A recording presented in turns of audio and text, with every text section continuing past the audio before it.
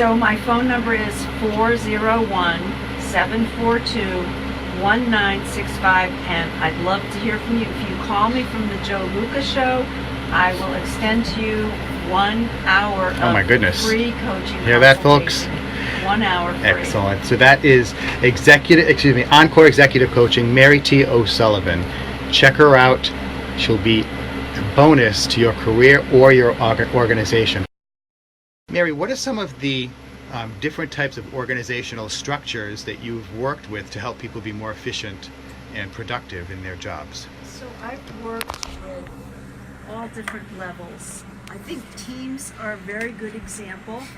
For instance, the important thing on a team, however, and Joe, I'm sure you know this, is that everybody on the team gets along. And when we have dysfunction on a team, then your client can't be served.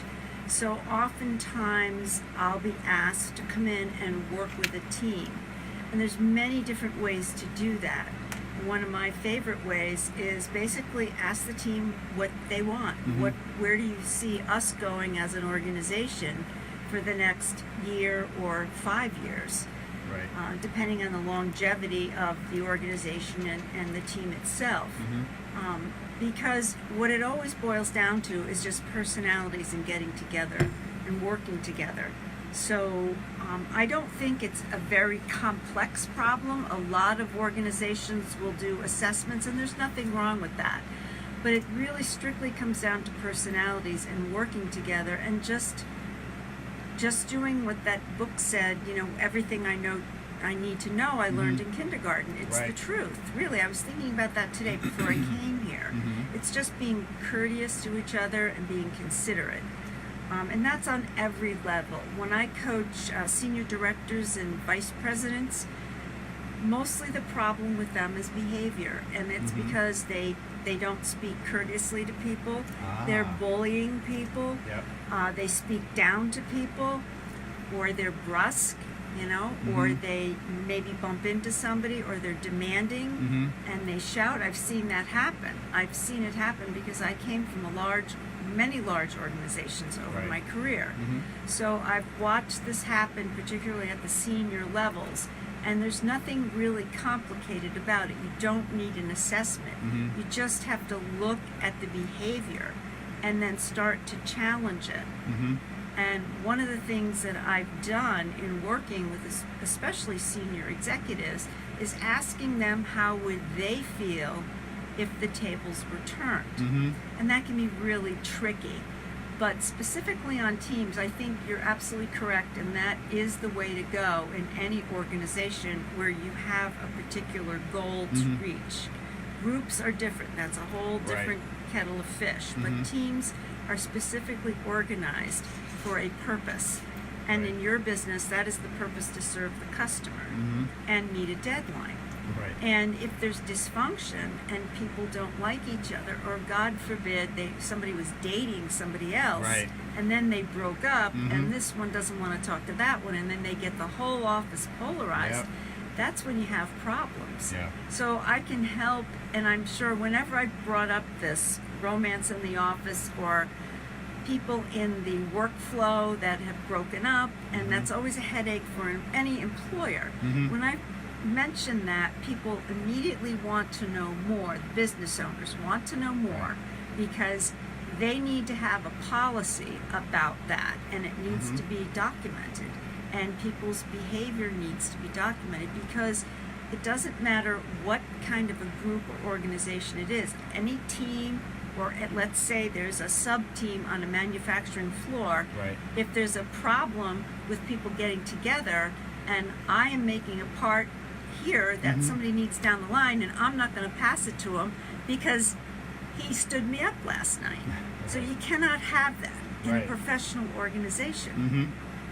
So if anybody out there is dealing with that, and I know the business owners are, and if you're a homeowner and you're listening to this, at work, this happens. It's not just with dating, but with just dysfunction, and that's where office politics comes in, because grudges that we have against people, and keeping information, not sharing it, that kind of thing, that is very detrimental to the business's bottom line, and you can't have that. One of my mottos is, bad behavior is bad for business. That's very true. Yeah. Yeah. So very true. that's one thing to really keep in mind. And it goes for anything. If you don't get along with your realtor, forget about it. Right. So your realtor's serving you. Right. So he's going to go out of his way to do what's right for you and maximize your return and your investment. Right. Sometimes you're in a job or you're in a career and you've been doing it a long time, and you just think, what can I do? You're not coming up with any ideas. You can't read any more books. You can't watch any more webinars. What can I do to become more effective, more productive? Mary Sullivan is the coach. She provides the services that can help you and your team and your organization. Now, Mary, tell us a little bit, how do you get most of your clients? And for the folks that are listening or watching on Facebook, what would be the best way for them to reach out to you? So I get a lot of clients through referrals, actually. So that's coming from somebody that either knows me already or somebody who's been my client in the past. So those people who, I have to say, I do, not trying to blow my own horn here, but I was just talking to another client today. You can do that. That's why you're here. You can blow your own horn. So, so far in my career as a coach, I've been coaching now for 5 years, going on 6 years. And before that, I had a very long career in heavy industry, which was sort of like aerospace and defense, that kind of thing. I have 100% track record with my clients. And so any client who is looking to either change jobs or has been laid off and is on severance right now and has cash, has some money, and they're really, really lost and they don't know what to do. Don't wait until things get so desperate that you have no choice. Right. So that's when I like to get clients before they run out of money and they're really at the end of their rope. So I work with those people. I help them do simple things. For instance, I had a client just a few weeks ago who was really unhappy at work, and he knew he was making a lot of money, and he knew he just couldn't walk out because of the things that we had spoken of earlier. He had a family, a home, all those things, dogs and in-laws and all that stuff. Right. So he needed to find a new job. So I asked him if he had done a simple thing, and that is, on LinkedIn, there is a button that you can push that says, I'm open to talking to recruiters. It's a button on your LinkedIn profile. So if you're looking for a job, go to your LinkedIn profile and push that button that says, yes, I'm open to speaking to recruiters. And this person was an IT expert, very, very smart. He immediately, after he took my advice, he immediately got calls from Google and Microsoft. Wow. He got interviews. He did not end up going with them. He went with somebody else, but it all happened through LinkedIn. His interview requests just shot up like you wouldn't believe. And Joe, I'm really glad that you brought up ethics, and I was admiring how you're working with your team there as well, because you pick people that have high integrity. One of the big things, and also you said licensed and insured. Right. So that's something very important when you're looking for a professional coach, is you need to find a coach who's credentialed by the ICF, that's the International Coach Federation, and also has a degree. Some of these coaches have no degrees. So I have a master's degree from a university. I got my coaching certificate through a university. There were master's degree courses, and I'm certified and credentialed by the ICF, and also I'm a senior certified professional for the Society of Human Resource Management. And I have insurance. I have insurance on my office and on my career, my liability insurance, personal liability, and also, I forgot what I was going to say, but anyway, my office is really wonderful. I spend a lot of money making it beautiful and comfortable for people. I'm not working out of a closet or a conference room. And so I want my clients to feel really at ease when they come in there. So I have all the accoutrements, and you can trust me not because Joe says so or I say so, but because I do have the correct background credentials, and also I'm insured, and you're coming into a safe place. And that's very important when you work with a coach, because it's a very intimate relationship, and I'm sure, Joe, you get into that with your clients as well. You become very, very close to these people, and you're really touching them in a very sensitive area of their lives. They're revealing things to you, maybe they don't even tell their priest, right? Right, yeah. So, it's completely confidential and safe. So any, your place of employment, if you don't want me to talk about, I don't talk about. Right. We don't discuss anything that you don't want us to discuss, and we are bound by that code of ethics.